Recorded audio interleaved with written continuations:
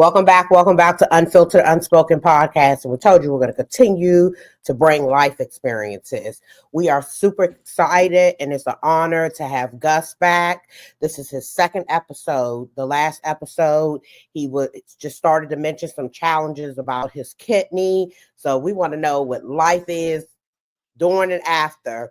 Guss, can you come up and introduce yourself? And then, as you know, City Sid is going to kick off that first question. How's everybody doing? My name is Leon Johnson, better known as Guss Johnson. This is my second kidney transplant.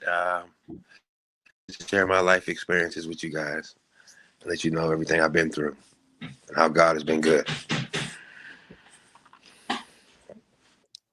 Well, thank you again for joining us the second go round.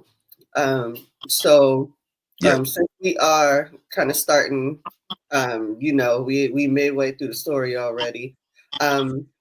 Just recall a little bit for us the reason why you needed the second transplant, or why the first one wasn't successful. I'll take you back to how it all started. It all started around 2010 when my kidney shut down, and I had hypertension. I had really bad high blood pressure, and it came from the use of PCP. PCP was rising my blood pressure really high, and I didn't believe in doctors and hospitals back then when I was younger. So I did end up going, and the doctor told me, he was like, whatever you're doing in the streets, you need to stop doing. I continued, doctors always say stuff like that. I continued to use, and I noticed I ended up getting pneumonia at the same time with the high blood pressure. And I noticed my body starting to deteriorate, my vision went out, I couldn't breathe. I was peeing out blood. I was coughing out blood. It was a whole lot going on. So I went back to the same hospital within like 2 or 3 weeks. And the same doctor in the ER, he was like, I told you to stop doing what you're doing. You shut your kidneys down, and I was still in my 20s at the time. I was like 26, 27. And to hear my kidneys shut down, that meant a lot to me, He's like, you're going to have to do dialysis for the rest of your life, and my grandfather was already going through dialysis, so I had an idea of what it was. And, all I could do was cry, like, damn, like I did this to myself in my 20s, my life is over, So I went through dialysis, and being the age I was, and being that I was still active, working and stuff, they were like, man, if you get yourself together, we'll give you a transplant, But it wasn't until about 8 years later, because it took me a while to get my life together, 8 years, from 2010 to 2018, I got my first transplant in 2018 after I graduated the program. It was a blessing. God had everything stored in order for me. He didn't want to give me a transplant knowing I was still using, because I would have just messed that one up real quick. And I got the transplant in 2018. I got a really good kidney. They gave me a kidney that they would normally give to a child, and and those are like the top kidneys. And I took it for granted, I started drinking. I didn't get high. I just started drinking again, and not taking my medicine like I was supposed to. So within 3 years, that kidney shut down. So I thought life was really over. Like, oh, they're not going to give me another chance. So, but they did. They did. They gave me another opportunity because of, like I said, my age and me working and stuff. So, yeah, they blessed me with a second kidney. Within 2018, and I got the second one in 2025. So about, 7 years was. God has been good to me, and now I'm doing everything I can to keep this kidney alive. So, I'm taking my medicine like I'm supposed to. I go to every doctor's appointment, whether I'm at work or off work.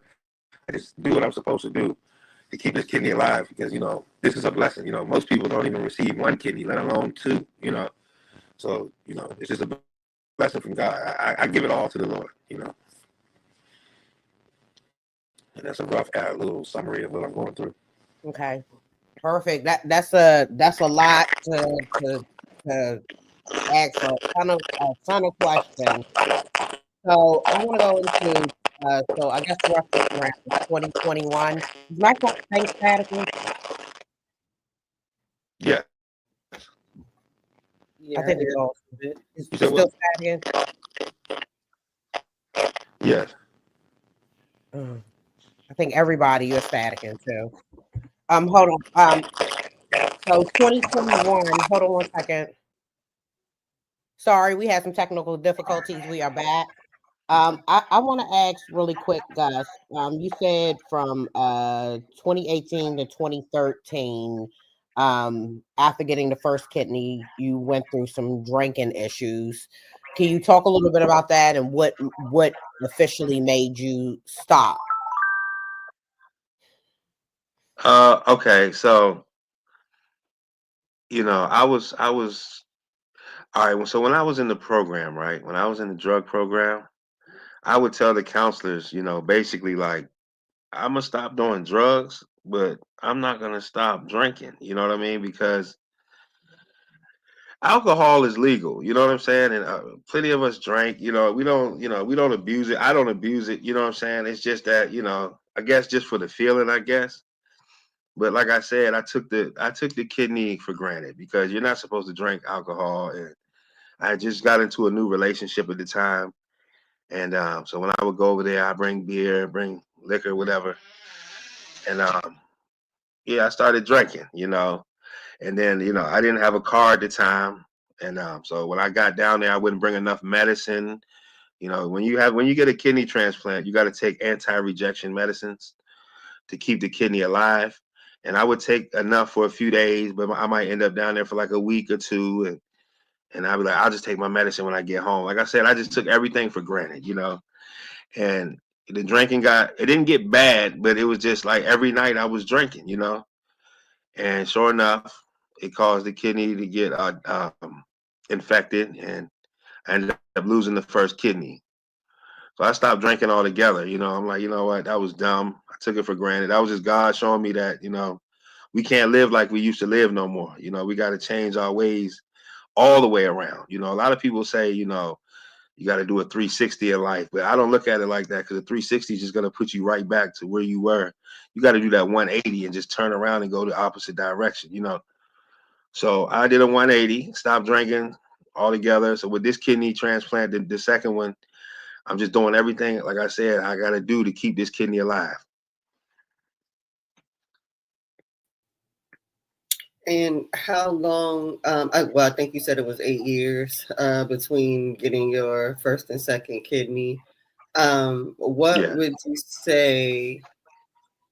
Um, what is the most, I guess, kind of handicap for you personally with having to be on dialysis? That's a good question. Well, okay. Hmm. I've never been like to the point where I couldn't walk or, I needed a wheelchair or anything like that. The worst from dialysis, I would probably say, is after treatment. All right, so with dialysis, right, you get to a certain point where you can't pee. So everything you drink fluid wise, it just sits in you until you go to dialysis. So you're only supposed to drink 32 ounces of fluid a day, which is really hard, especially when you're young and you're working and it's hot outside. You're only supposed to drink 32 ounces of fluid, which is really nothing. But me being me, I would go over. So when you go over, when you get to dialysis, they can only pull 5 kilos of fluid off at the most a session. But I would gain like 6 to 7 kilos. So they got to pull more. And when they pull more, it makes your entire body cramp up really bad. But as far as like, I mean, I've always worked on dialysis. Now, what I can say is the dialysis scheduling messed up my work hours, because when I first started dialysis, I used to work for a moving company. And working for a moving company, you don't have set hours. You're done when the job is done. And dialysis is on a set schedule. So, and the latest you could go was around like 5 or 6 in the evening. And sometimes I wouldn't get off work until like 7, 8, 9, 10 in night. So I would miss dialysis treatments, and you can't really miss those. You need those because dialysis pulls all the toxins out of your body. And if you miss a week's worth of dialysis, you'll die. The toxins will take over your body and it'll kill you. So I had to, I had to stop working at the moving company because I couldn't predict the hours of getting off. So, but other than that, it never really, I was never really crippled or disabled from the, other than the fact of going to dialysis, I still function like a normal person. I still worked, in when I had the first transplant. Oh no, I'm sorry. When I first started dialysis the first time, I was still in the streets getting high. You know what I mean? And once I realized, I could still get high and go to dialysis, I was doing that for a minute. Now, I could tell you that, like when I used to get high in the beginning, it would take my legs from, like, I couldn't walk a long period of time. My legs would just go out by themselves. Like I could be, whenever I let like thoughts get in my head where my adrenaline would rush, it would make my legs go out, like I got to cross this major highway and I know my legs are going to go out in the middle of the highway, stuff like that. And it would happen like that. I know it sounds crazy, but it was crazy in the beginning, but I'm glad I don't live like that anymore. And everything's a lot better. But also things like, maybe not being able to travel, or even as, go see some family that's hours away unless you know where the dialysis setup is, or, even things simple as that. Were there any other ways that it, heavily impacted your life, to where you thinking, I'm just ready to be off of it? I'm sorry. I'm gonna just run it back. So what I meant, by handicap is not only like, physical handicap, but in other ways that it was just, a hassle on your life. Oh yeah, yeah. It's been a big hassle. When I first started, in my younger days, right, I used to write music and I was really good at it, and everybody around me thought I was gonna have this musical career, right? I even thought it for one point, you know what I'm saying? But when I started this dialysis thing, I was messing with these dudes and, we talking about taking trips to New Orleans and doing all this, trying to promote this music and stuff. And I was like, I can't do all that. I got to go to dialysis tomorrow. I got to go to dialysis every other day. You know what I'm saying? And yeah, it was very detrimental. It was very in the way, you know what I'm saying? Like as far as wanting to go places and travel and do that. I did actually take a trip to Orlando, but I had to find a dialysis center down there, you know what I'm saying? And do all that. And then in the middle of the vacation, go take 4 hours out of the vacation to go do that. So, I mean, yeah, it's in the way. It's in the way. In that aspect of it, you know what I'm saying? Having to, even with work, it's like, work. I can't even work full time because I got to do this Monday, Wednesday, and Friday for 4 hours a day in the middle of work. You know what I'm saying? So, yeah, it was crippling as far as financially and, as far as vacations and stuff like that. But as far as physical health, it wasn't really as bad as anyone would think. But, yeah, everything else, it was kind of in the way. That's a I good want to question. add, I want to ask so you can be transparent with the audience.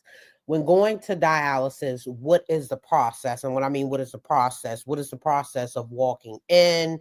What do they do? And how does that day of dialysis ends and afterwards make you or your body feel?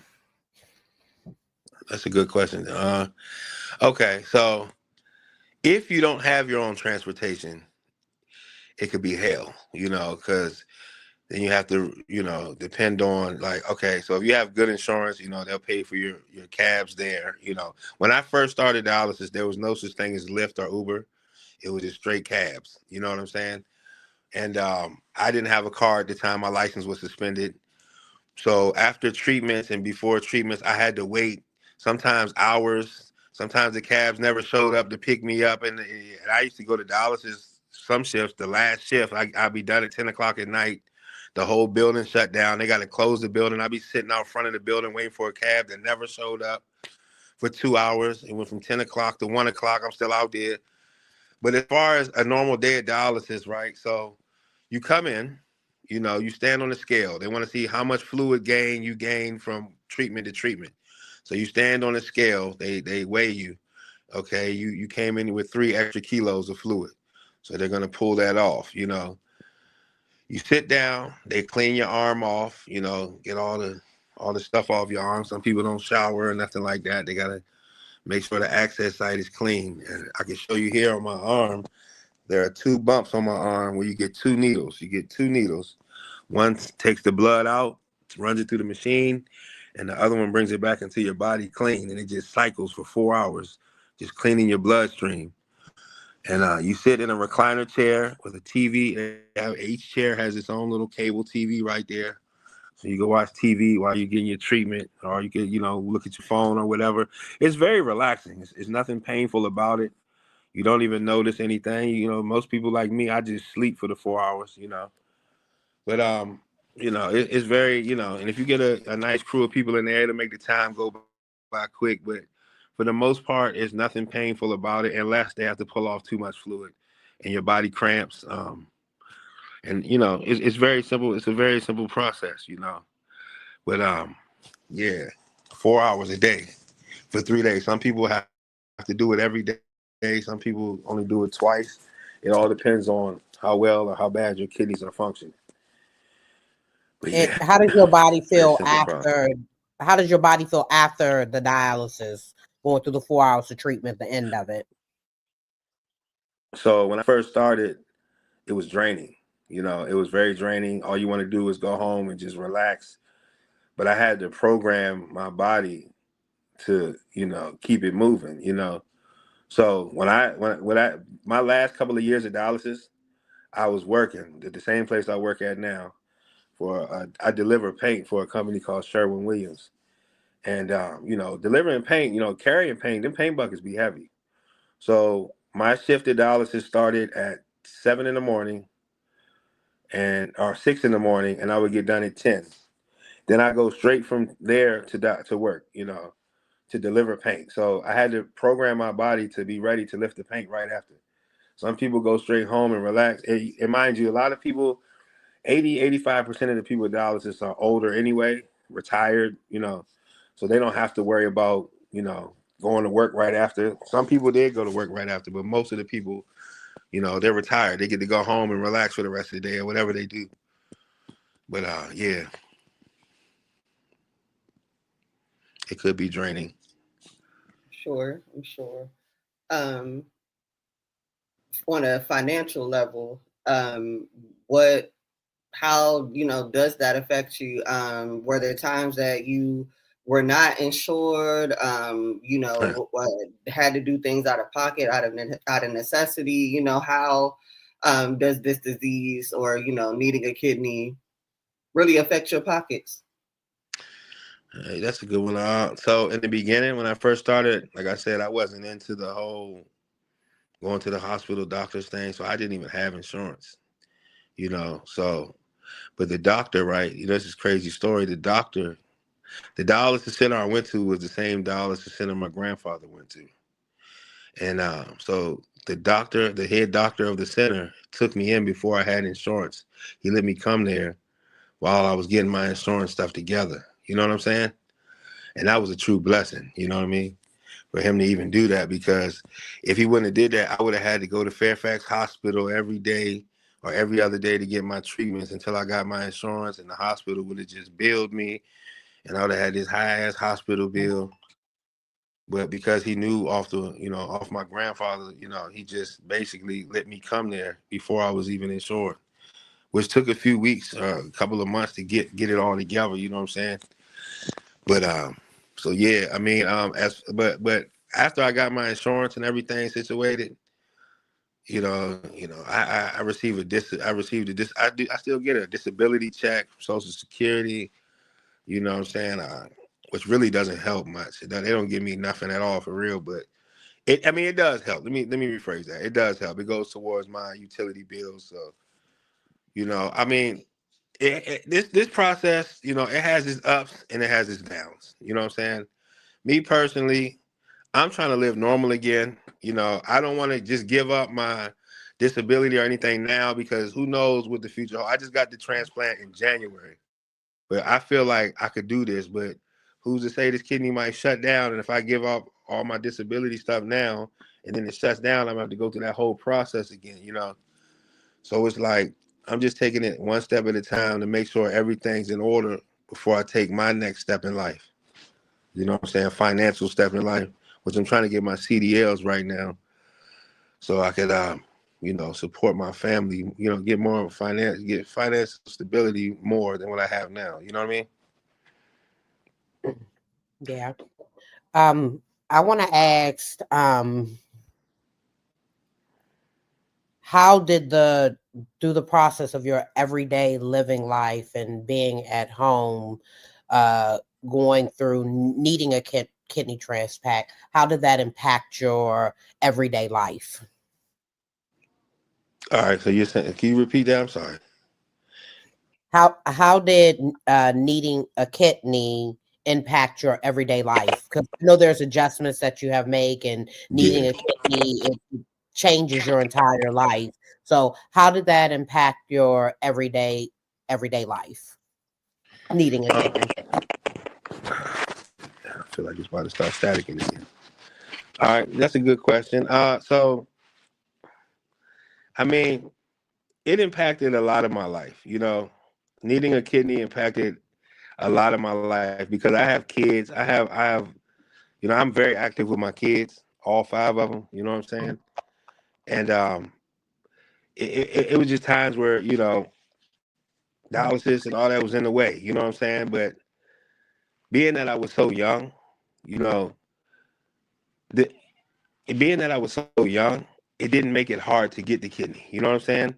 Because what they look for at the dialysis center for a transplant, what counts is your age and the number of years you were on dialysis. You know what I mean?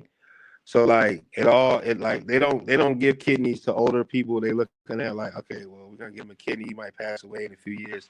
They look for the people that still have a lot of life ahead of them. You know what I mean? But not only that, like I said, like I wasn't. God had everything mapped out how He wanted it to map out. Because I was on like the first time I was on dialysis, I was still on drugs. You know what I mean? So they weren't gonna. They knew that because I was very adamant about that. I used to always tell the doctors when I go to the hospital, like, look, I smoke PCP. Please don't give me anything that's gonna interact with that. That's gonna kill me.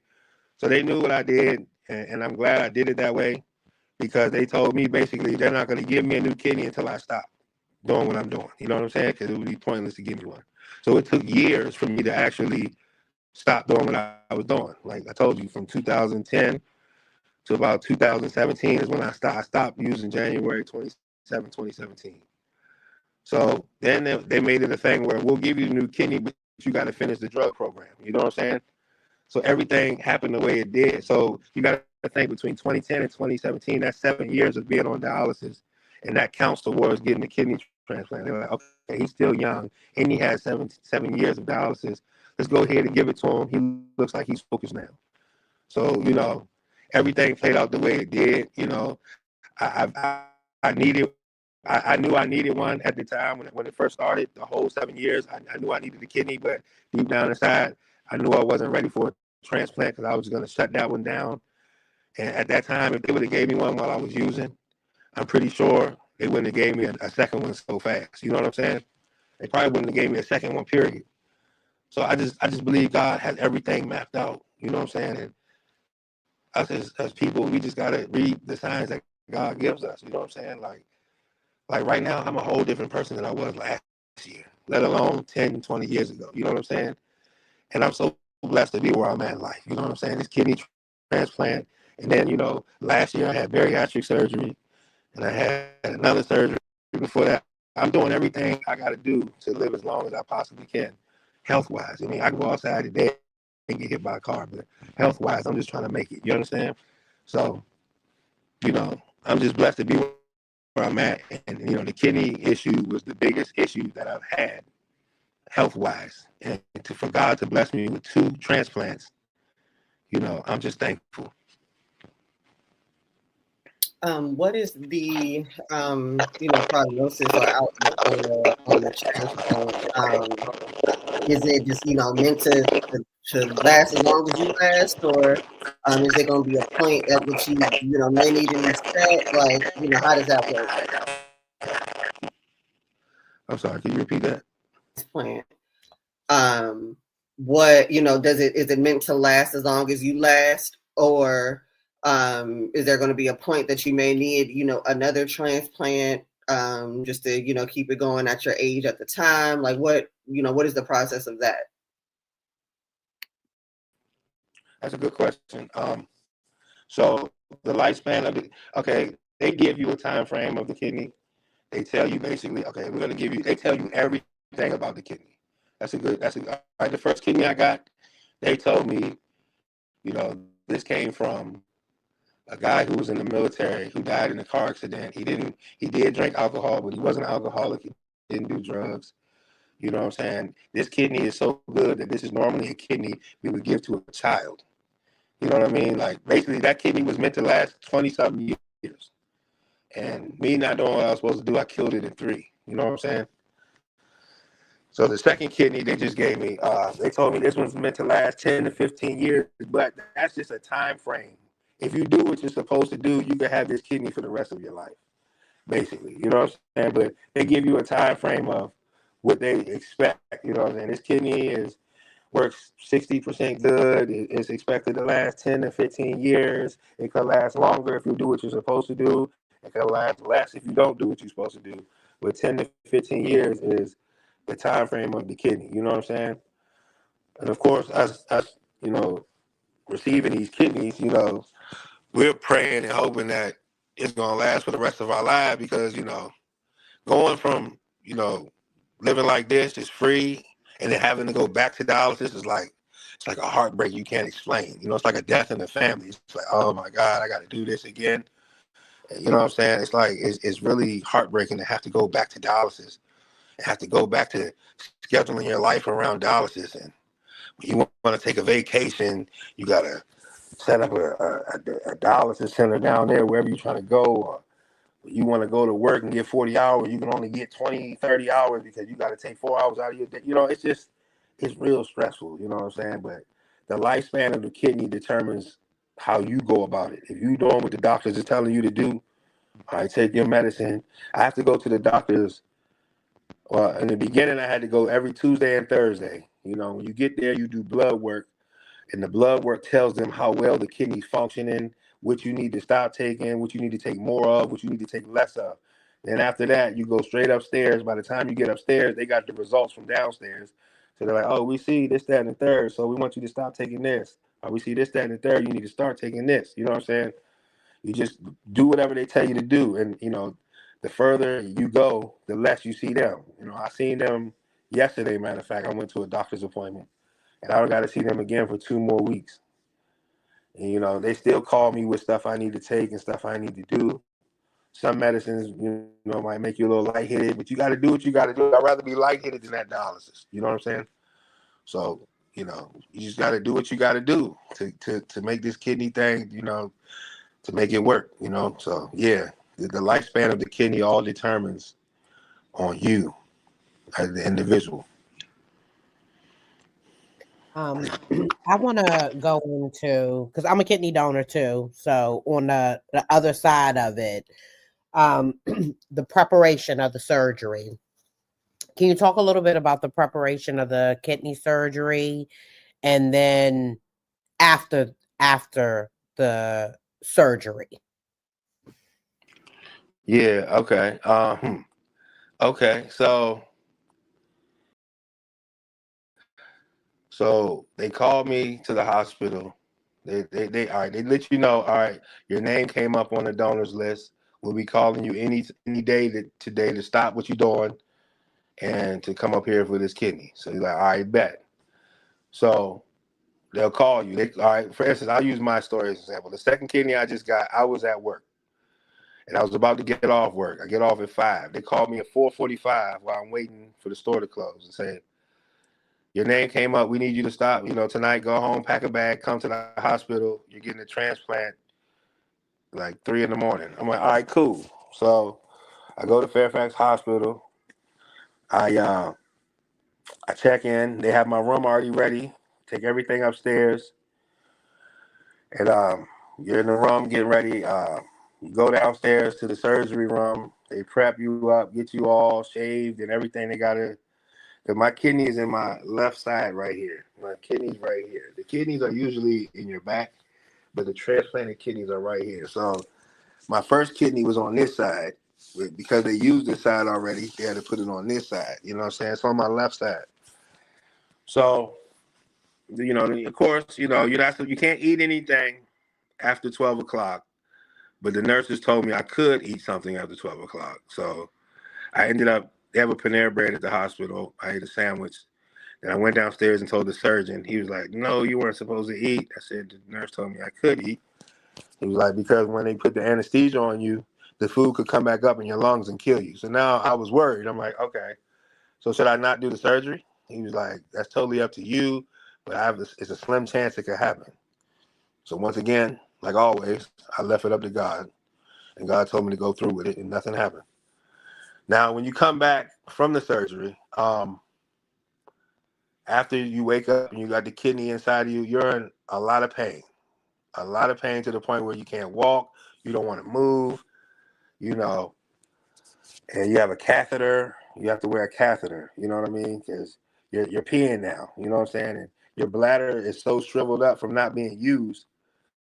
It's like you can't hold your pee. So as soon as you got to pee, you got to pee. You know.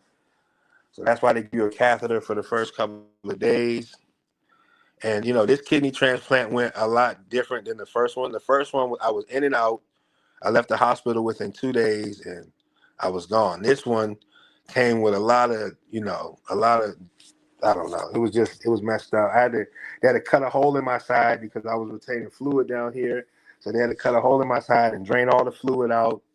I went through after the surgery. I had to do like 3 or 4 more procedures just to get right, And I was like, man, maybe I never lost my faith, but I'm just like, maybe I got to go through this because of how I messed up the first one. This is just payback for messing up the first one.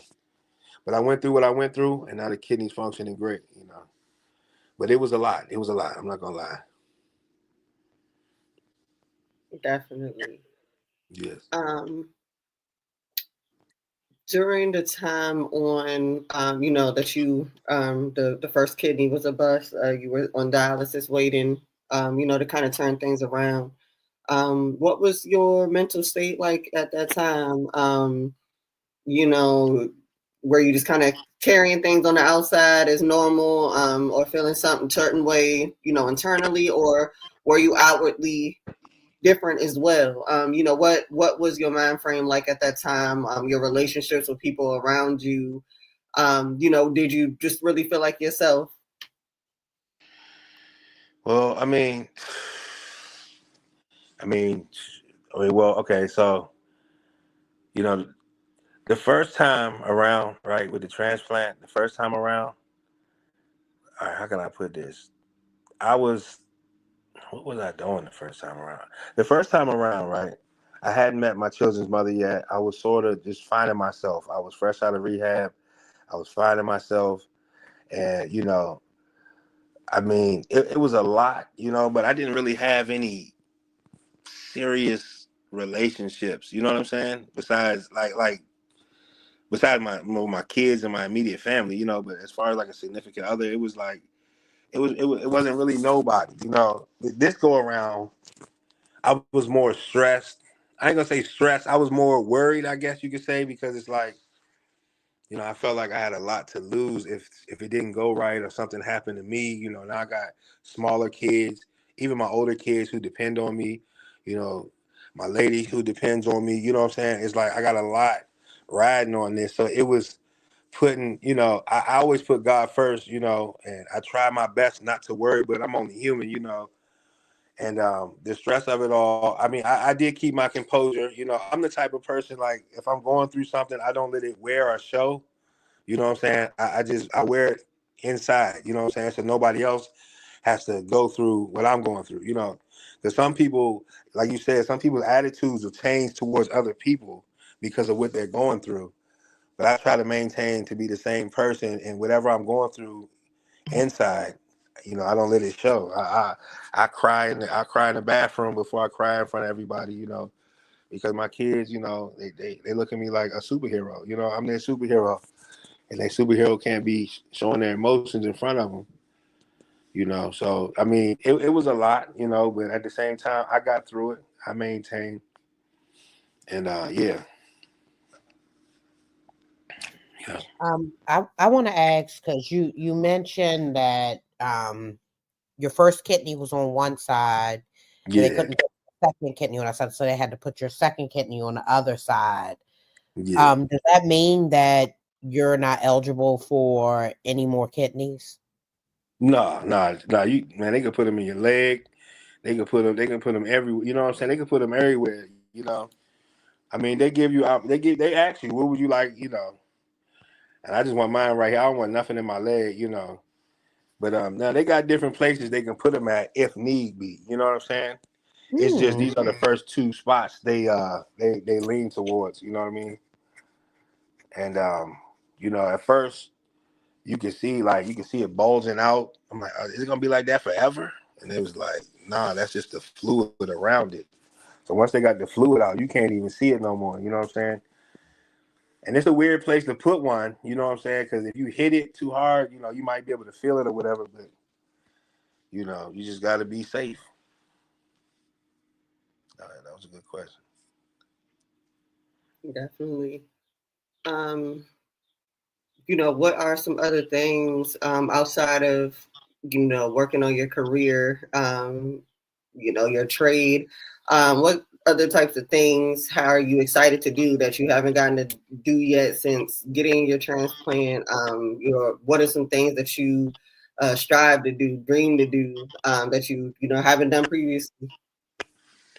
That's a good question too. Honestly, I'm just looking forward to going on vacations, without having to worry about a dialysis center. I'm looking forward to now it's just the little things like, okay, so my last dialysis schedule was Tuesday, Thursday, Saturday, right? So every Saturday morning, I had to get up. You know what I'm saying? Like right now, I would be at dialysis or about to leave dialysis. You see what I'm saying? Every Saturday morning for like the last couple of years. You know what I'm saying? I'm 40, I'll be 42 this year. I've been going to dialysis since I was 27, on and off, you know what I'm saying? So it's like, it's just a blessing to not have to do that, I go by the center and I say hi to the nurses and they, oh, it's so good to see you're doing good and this, that, and the third. But, it's kind of sad, because it's like, I know this might sound a little crazy, but it's like, I miss my nurses. You know what I'm saying? I miss my relationship with my nurses. Would I go back? No. I wouldn't go back, but I do miss them because, like I said, in the beginning when I started dialysis, I was like, man, how can I do this every other day for the rest of my life? And then when I was getting a transplant, it's like, damn, I'm not about to be here no more. I didn't grow a relationship. It's sort of like, it's just like the rehab I went to. It's like the program I was in. It's like when I got to that program, I was like, man, how is this program going to help me stay clean from drugs? I love doing what I do. I love running the streets. You know what I'm saying? But then at the end of the program, when it was time to go back in the streets, I was like, I don't even want to go back to the streets. I'm scared to go back out there. Like, I don't want to mess up. I wasn't scared of nobody or anything in the streets. I was just scared of messing up. You know what I'm saying? So basically what I'm saying is, never like judge the situation, man, because even though dialysis seemed like it sucked and it was hard, and of course I wouldn't go back because it's just a waste of time and shit unless I have to. You know what I'm saying? It's like I did miss my relationships there, and it just became a part of my life for what, I don't know how many, 27 to 40. You know what I'm saying? Like it became a part of my life. But I'm very thankful to be where I'm at in life. I'm glad I don't have to go, back to dialysis. So yeah, God is good. God is real good. You said something, and I gotta jump in and say something. You Yeah, said after your drug program, yeah, first you wanted to go back to the streets, but yeah, after you finished the program, you were yeah. scared to go back of messing up and going Right. back to the streets. Can you talk about that just a little bit more? What made you get to that point where the streets gave you adrenaline and then you just wanted to back away? Because, all right, so I went to the drug program. Like I said, 20. I've been there a lot of times, but the time that where I graduated and said I was done, I left January 27, 2017, right? So I was in my 30s, maybe 32, something like that, 33, something like that, right? But I've been in the streets forever, since I was probably like 13, 14, I've been running around, So the streets, just like anything else you do for a long period of time, it becomes a part of you, you know. And I started smoking PGP at 19 years old, and from 19 to 32, that's a long time doing the same thing every single day, like it becomes a part of you. So when I got to this drug program and they're talking about this is a 6 to 9, or it could be a little longer, but 6 to 9 month program, I'm like, I've been in the streets since I was 14. You know what I'm saying? Doing what I do. Now, you're going to tell me a 6 to 9 month program is going to stop me from doing what I love to do? You know what I'm saying? And this is how God works. I think I told this y'all in the first podcast I did with y'all is God knows, God sees me. He knows his chosen, right? He knows his chosen, right? So I went through the program 6 to 9 months, right? And fell into relationships in the program, right? And when I was supposed to graduate, the counselors seen me slipping and they made me start over as a day one resident. That was God's way of saying, you only got half of what you were supposed to get. So I'm going to start you over. I'm going to get rid of your distractions and you're going to learn and listen. So I had to restart the program and do it all the way over again. He got the women out of there that were distracting me, and I listened and I sit there and did the whole program again as a day one resident. So my 6 to 9 month program turned into a year and a half, like 17-month program, right? To the point where I was so focused on doing the right thing because, you know, people get claimed for different reasons, right? I'm going to use my kids. I'm going to use my mother. I'm going to use this, that, and the third. But it's really not about that. It's about you. The program is all about you. Because if you do it for you, you're doing it for everybody else. If you do it for somebody else and you don't do it for yourself, you're going to fail. You're going to slip back up. You're going to. But if you do it for yourself, because at the end of it all, I wasn't worried about my mother or my kids being mad at me if I got high. I was worried about myself being mad at me if I got high. I'm like, man, you put in all this work. You started over at the end of the program to a day one resident and did it again. Like most people walked out, relapsed, and overdosed, and then they calling us to the rec room telling us such and such died. You know what I'm saying? That's how it worked. Such and such overdosed and died. His funeral's on this day. Y'all can catch the bus to his funeral if y'all want. That's how it went. And it was a lot of funerals in there because a lot of people was overdosed and dying. You know what I'm saying? And, friends of mine on the streets was overdosed and dying. So it was like just looking at everybody dying and looking at your situation. I was the first person to go through that program on dialysis. They allowed me, they trusted me to go to dialysis, what I'm saying, from the drug program and not use and come back every other day. You know what I'm saying? So for them to trust me with that, I'm like, man, they're showing me signs of trust. You know what I'm saying? Yeah, I had to take random urines and all that, what I'm saying, and drug tests, but I managed to get through it and I graduated and I'm one of the people that's still drug free from that program. You know what I'm saying? So at the end of it all, I was so worried. I was so worried that I was going to slip up. That I was going to slip up. I was worried about myself. I wasn't worried about, man, my mom's going to be mad if I get high. My brothers, my kids going to be mad if I get high. Of course, you think about that, but the main focus was my relationship with God. I can go smoke one and nobody will know, but I'll know. You know what I'm saying? So once I got to the point of understanding that this is about me, you know what I'm saying? Like, I mean, once I just focused on myself, and it was scary. It was very scary to come back into the real world because the reality of the real world is crazy. Like the world is a much different place than it was 5 years ago. You know what I'm saying? Like it's crazy. These youngins, they don't care no more. Nobody fights no more. Everybody want to shoot, and I'm not worried about none of that. I'm just worried about that for my kids. You know what I'm saying? I hope my kids don't have to be victims to the streets. You know what I'm saying? So. I just pray. I just pray for all of our kids and, that they can get through this, And I heard you say earlier that you did get bariatric surgery as well. Yeah. Now, has your kidney issues kind of impacted the way you could conventionally lose weight? And then, what were the risks of being a transplant recipient and having that type of surgery as well?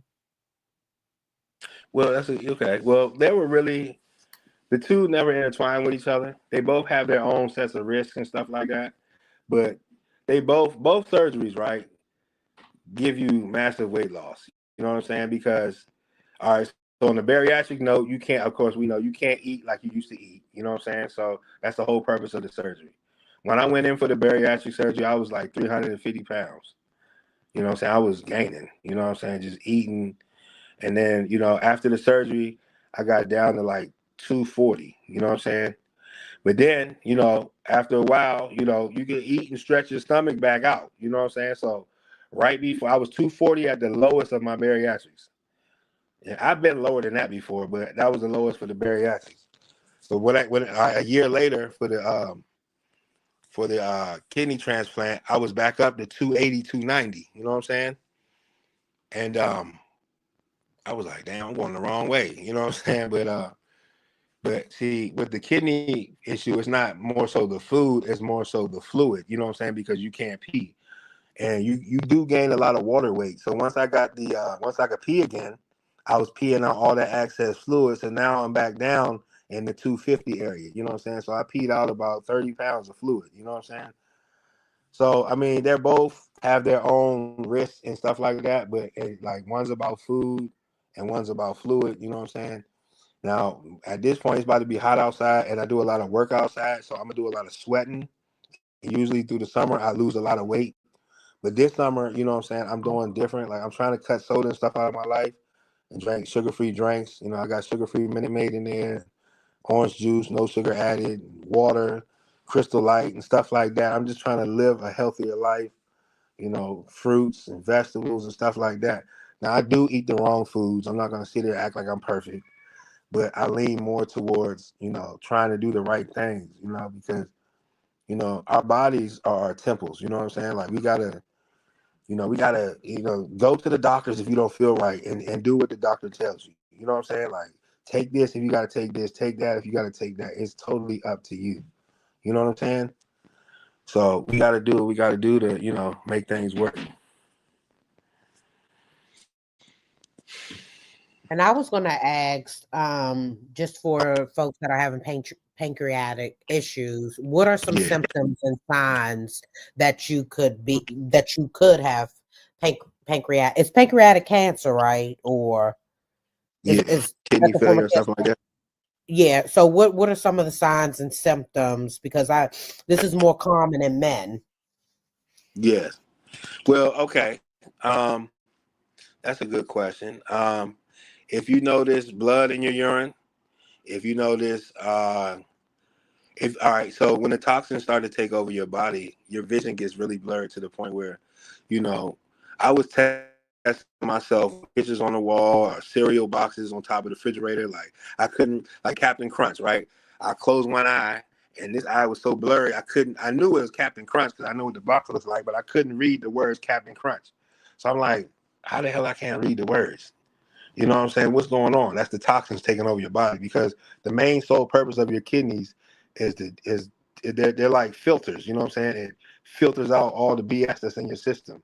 And if they stop working, all the BS is just floating around in your system, growing and growing more every time you eat or inhale or take in negative, the negative stuff we eat. So it just kept growing and growing. So, I was peeing out blood. I was coughing up blood. I couldn't see. And when I really knew I had to go to the hospital was when I was trying to walk. The bathroom was up on the third floor, and I was walking to the bathroom, and I couldn't walk up the steps without being out of breath. I couldn't breathe. I was like, yeah, I'm about to die. Something wrong.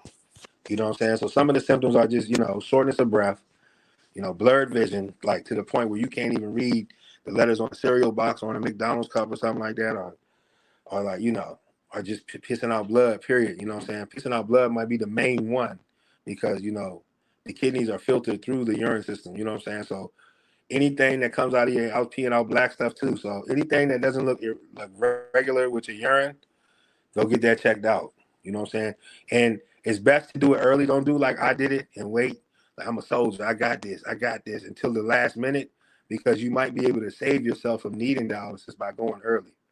You know what I'm saying? It never hurts to just go check out, especially if you have insurance and all that. Even if you don't, go to the ER and let them tell you, okay, when one of your kidneys is acting up, but you don't need dialysis. You need to do this beforehand. If I wouldn't have been so stubborn and stupid and young and dumb at the time, it might have saved me. If I would have listened to the doctor told me, whatever you doing, stop doing. That was a prime sign from God right there. 3 weeks prior to my kidney shutting down. If I would have just listened to him and stopped being so stupid, like, yeah, they always say that, I wouldn't have had to go through the whole dialysis thing. You know what I'm saying? But do I regret it? No, because that's what God wanted me to go through to better myself. You know what I'm saying? What don't kill us only makes us stronger. But take heed to the signs. And that's not just with kidney failure or pancreatic cancer. That's with everything. You know what I'm saying? It's so many different diseases and stuff now and then. You know what I'm saying? Like, whatever you're going through, if it's not normal to you, go get it checked out to save yourself from cancer or save yourself from anything. You know what I'm saying? I mean, that's just what I look at it. You know what I'm saying? Absolutely. Now, as you can see, you know, doctors' advice in, you know, all the work that they have put in, it has done a lot, you know, to extend your life. Um, is there anything that you're doing on kind of like the homeopathic front, natural front, you know, to kind of collaborate with the medical help to make things easier for you or to make you feel better in any ways? Is there any kind of natural things that you're doing to stay afloat as well? Not really. I ain't gonna say it in front. I ain't doing nothing spectacular. You know what I'm saying? Like what I've been, like I said, like I'm just trying to drink different, you know, eat different. I seen this. Y'all probably seen it when y'all get online and stuff. Like on TikTok, they got that Rise mushroom coffee drink. So I ordered that the other day, and I've had a few cups. You know what I'm saying? It does make me feel better, but I noticed I got to take it after work. I can't take it. I tried to drink it before work, but what it's doing is flushing your system out, so you're gonna have to use the bathroom. And I'm the type of person, right? I can't just use the bathroom anywhere. I can only use it at home because people are disgusting these days. So what I do is I drink it when I get home now. You know what I'm saying? So there are little things, you know what I'm saying? Like, you know, I'm trying different, you know what I'm saying, to, you know, increase and better my health. You know what I'm saying? And but like I said, there's still a lot of work that needs to be done on my end. You know what I'm saying? And yeah, just trying to one day at a time. One day at a time. That's all we got. One day at a time. Well, we are almost at time. I want to add, there's so many more things I want to add. Geez. But that time, Yeah. I want to ask, can you give the audience advice, and specifically men, Yes. because I think women may take a little bit better care of their health than men, Yeah. Yeah, and I men agree. ignore a lot of signs. Yeah. So, just can you give advice to the men of preventing uh, going through kidney issues and pancreatic issues? Can you give the audience, specifically men, advice on Yeah. how to prevent and just getting regular checkups? What I'll say is this, men, all the men out there, and like I said before, this isn't just for, kidney problems. This isn't just for pancreatic problems. This is for any problems, not just health issues. This is for drug addiction. This is for health condition. This is for relationship issues. This is for anything, fellas. It's time, this is 2025, bro. It's time that, first of all, we're very prideful people. Men are very prideful people, right? And it's time that we put our pride aside and do what's right. You know what I'm saying? We put our pride aside and do what's right. You know, if like I said a few minutes ago, like anything you're going through as far as if it doesn't feel right to you health wise, you know what I'm saying? Don't hesitate to go to the doctors, especially if you have insurance. You know what I'm saying? If you don't have insurance, go to the ER, let them bill you. I mean, because even though you don't have insurance and you go to the hospital, right? It's still better that you find out the issue than finding out at the last minute and the cancer has grown to the point where they can't cure it. Now you're just waiting to die. You know, like we have to put our pride aside as men. I know we want to be the alpha, the lion, and all that, but pride is what's killing us. Pride is what's getting in the way of most of it. It's time to let go and let God. You know what I'm saying? Put God first and foremost in your life, no matter what your religion is. You put God first and foremost in your life, and He's going to direct your path every which way, shape, and form. So, fellas, do what you got to do. Find a religious belief, follow it, and God will guide you. He'll help you put that pride aside. You know what I'm saying? We got to do better, y'all. We got to do better, not only for us, but for our youth. You see the path that the youth is taking, and we got to be better fathers and better men and better mentors. Even if you ain't got no kids, be a better mentor to that kid on the corner you see struggling out there. You know what I'm saying? We all been through our own struggles in life. I'm pretty sure there's something we could tell the youth, to keep them out of the streets and want to get back into school and be something, an athlete or a doctor or something, man. There's so many things these kids could be out here. So this message ain't just for the pancreatic and the kidney situations. This message is for all situations. Put God first and foremost in your life. Let Him direct your path and put that pride aside. And as we always like to do, so we'd like to give everyone a chance to kind of shout out their own interests or anything that you want to draw traffic to, advocate for, how people can reach out to you in case you have been kind of a pillar of importance for them or motivation for them. Just let everyone know what's going on. Well, I'm not gonna say it from. I'm not a part of any organizations. You know what I'm saying? But if you want to look further into the kidney situation or the bariatric situations for the obese people out there, it's not hard to find on any Nova websites. You know what I'm saying? There are groups that you could join on Facebook for bariatrics or for kidney problems or pancreatic issues or what I'm saying, that you could join and seek advice, for people going through it or people not wanting to go through it and just stay away from it and ask questions. They do have websites. I am a part of the bariatrics group on Facebook. And it is very helpful in some of the ways, you know what I'm saying? If you want to reach out to me direct, on Facebook, it's Guss Johnson.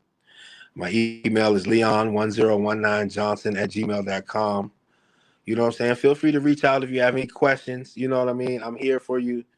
If you just want to talk about anything other than the kidney stuff, you want to talk about religion, talk about anything, I'm here. God bless, and y'all have a good day. Guss, we want to thank you. It's Leon Johnson, aka Guss. Yes.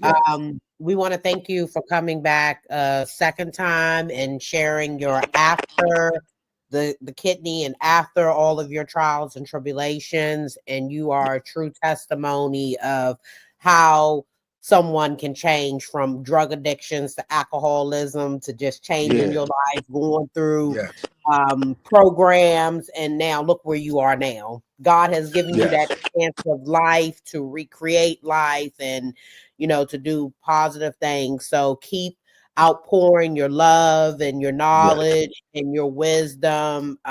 We truly appreciate you coming back. So I appreciate you guys for having me. There'll be a third time sometime in the future, hopefully. Yeah.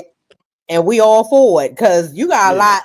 There's still more to share, right? Still more. Yeah, and we want to apologize for the technical difficulties, but we run with clean, no edits, no nothing, so you get to see a lot.